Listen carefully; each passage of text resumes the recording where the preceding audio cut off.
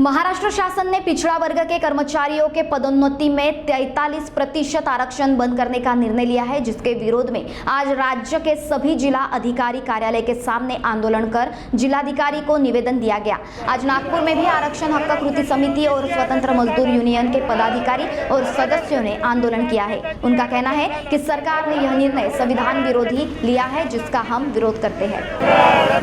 7/5/2021 चा जिया रद्द करा। 7/5/2021 चा जिया रद्द करा। आरक्षण विरोधी कायदा रद्द करा। महाराष्ट्र सरकार ने पदोन्नति में आरक्षण रद्द कर दिया है। इसके विरोध में आज नागपुर जिलाधिकारी कार्यालय के सामने मजदूर यूनियन का आंदोलन है। उनका क्या कहना है हम आज उनसे जानेंगे। मुझे बताइए कि आज जो आप आंदोलन कर रहे हैं उसके पीछे का कारण क्या है? उसका कारण यह है कि महाराष्ट्र सरकार ने 7 मई 2021 को जो जीआर निकाला, उस जीआर के मुताबिक जो पिछड़े वर्ग कर्मचारियों को प्रोन्नति में, प्रमोशन में जो रिजर्वेशन मिलता है वो पूरा बंद कर दिया है। साथ ही साथ पिछड़े वर्ग के कर्मचारी अधिकारियों को जो सीनियरिटी के मुताबिक जो प्रमोशन मिलता था वह भी बंद कर दिया है।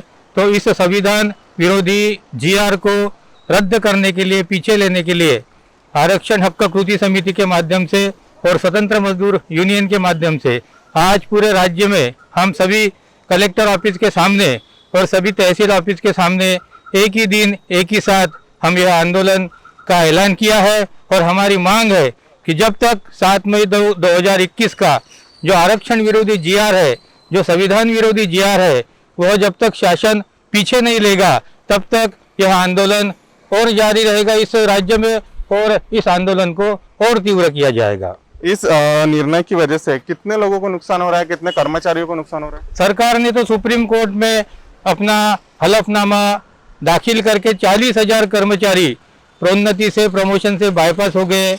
यह इस महाराष्ट्र सरकार ने खुद मान लिया है और इसके कारण इस राज्य के तकरीबन 5.5 लाख कर्मचारी प्रभावित हुए हैं, प्रोन्नति से वंचित हुए हैं। अगर ये आरक्षण नहीं मिलता है तो इसका क्या क्या परिणाम पड़ेगा? आरक्षण यह संविधान ने दिया हुआ है, आरक्षण को इस राज्य सरकार ने दिया हुआ नहीं है। यह आरक्षण जो है वह हमारा संवैधानिक हक है, और यह संवैधानिक हक यदि सरकार हमें देती नहीं तो समझना पड़ेगा कि यह सरकार संविधान विरोधी है। और यह संविधान विरोधी यदि यह सरकार काम कर रही है तो इस सरकार के विरोध में हम इस आंदोलन को और तेज करेंगे और हमारे संवैधानिक हक हम मिलाकर रहेंगे। कल बहुत से माध्यमों में ये खबर चली कि सरकार ने अपना निर्णय वापस ले लिया है, उसके बारे में क्या कहेंगे? यह खबर सरासर झूठ है।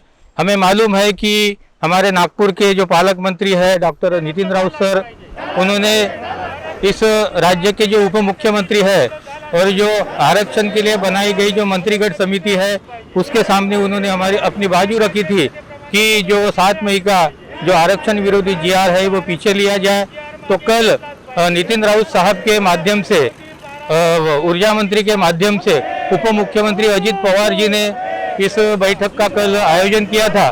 उस बैठक में यह तय किया गया कि इस जो 7 मई 2021 का जो जीआर है वो पीछे लेने के लिए क्या कर सकते हैं, इसके बारे में additional chief secretary Sujata Saunik madam जो है तो वह उसका जांच करेगी, और जांच करने के बाद में वह सरकार को रिपोर्ट देंगी, और रिपोर्ट देने के बाद सरकार तय करेगा कि 7 मई का जीआर पीछे लेना है कि नहीं।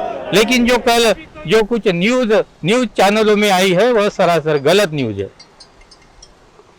सरकार ने तो ये निर्णय ले लिया, मगर इसकी वजह से 5 लाख जो कर्मचारी है जो फिलहाल काम कर रहे हैं उनके पदोन्नति पर जो है इसका गहरा प्रभाव पड़ेगा। मजदूर यूनियन का कहना है अगर सरकार अपना निर्णय नहीं लेती, वापस नहीं लेती है तो ये आंदोलन इसी तरह शुरू रहेगा। कैमरा पर्सन दिनेश के साथ मैं प्रकाश शंकर, मार्केट रिव्यू 24 नागपुर।